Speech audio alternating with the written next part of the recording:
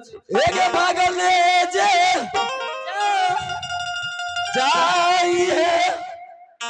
सलक नवरिया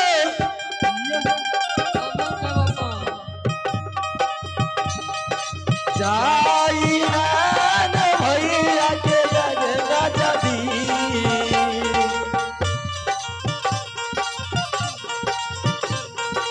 अरे ये भागल ले जे जइया नवरिया आगे चला चले ओहो आ चले जे बरती गइया आ चले भैया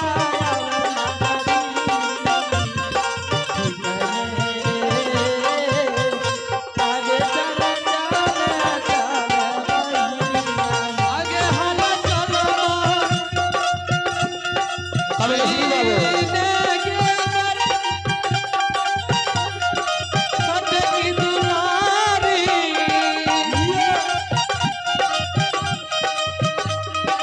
चाले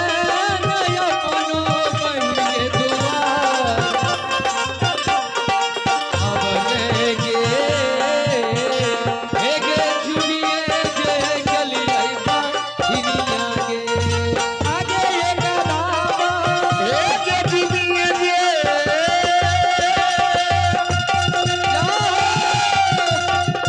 चली आई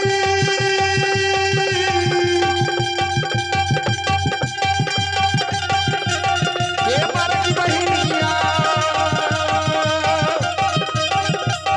आजू माला नहीं अपन के दुआ अबने एक दुनिया दिया के लिए बहिनिया नाम भैया ऑनलाइन चा भैया खूब खुश गड़बड़ दिया भन करते दिया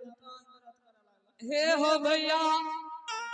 एते दौड़बै छकिया है बहिन भेजे छ दुआर पर तू भेजे छ डरा एगो बात बता हां तू कहे छी कि बुलैत बुलैत दौड़ैत दौड़ैत टांग दुखवे लागले एहन को थोड़ी छ सब दिन आना को काम कर बता तोरा कौन काम के लिए तोरा बहिन के द्वारे दरबार में तोरा पठेलियो ये आगा पाछा करे की आगा पाछा करे ले तो जे काम छे उ करबी नहीं यह तो न करते ओकरा साथ साथ हमरो भेजे छै अनरी के जकार नमक दुनिया में खैबी हां नमक के शरीयत जरूर दुनिया में दैले पड़तो उ त परवे ए हो भैया एगो बात छोड़ो न उ सब अब मुझ गेलिए निमक खाइ छै त निमक बताओ नरी के बता बहिन सोहगरा की कई कुशाल भेजल को खा दे नरी हां आज सोहदरा के नामो कहली भाई के कुशल तैयो बाहर नहीं निकलो की भेलो भैया ओकरा न उठल जा छ न बैठल जा छ नरी हां ए हो भैया हां बोल आय रानी मां का नहीं उठल जाय छै नहीं बैठल जाय छै बहुत कोशिश के लिए भैया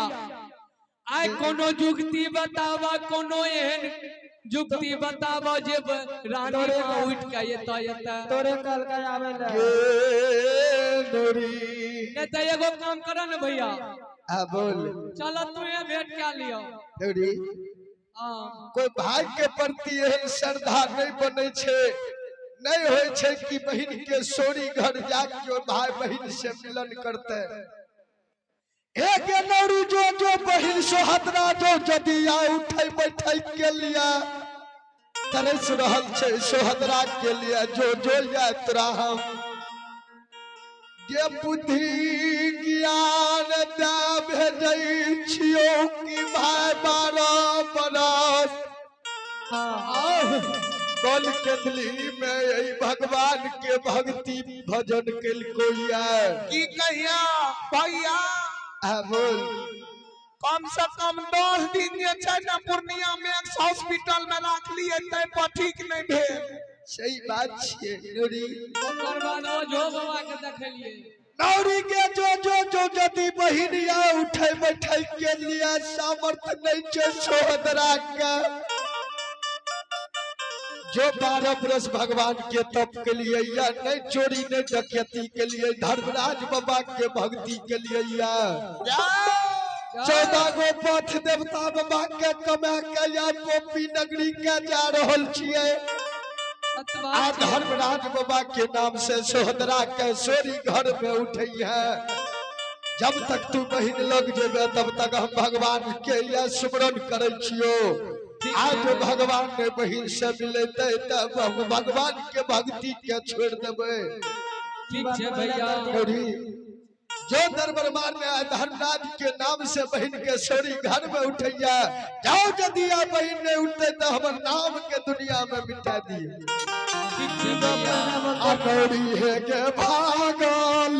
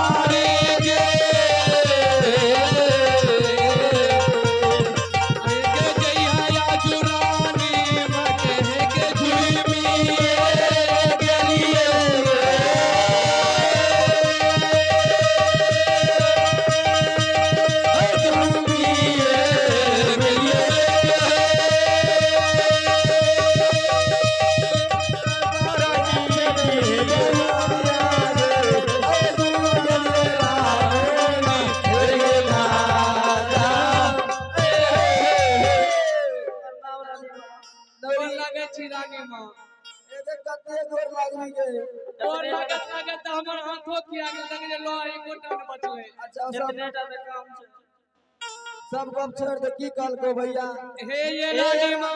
हां नौरी आके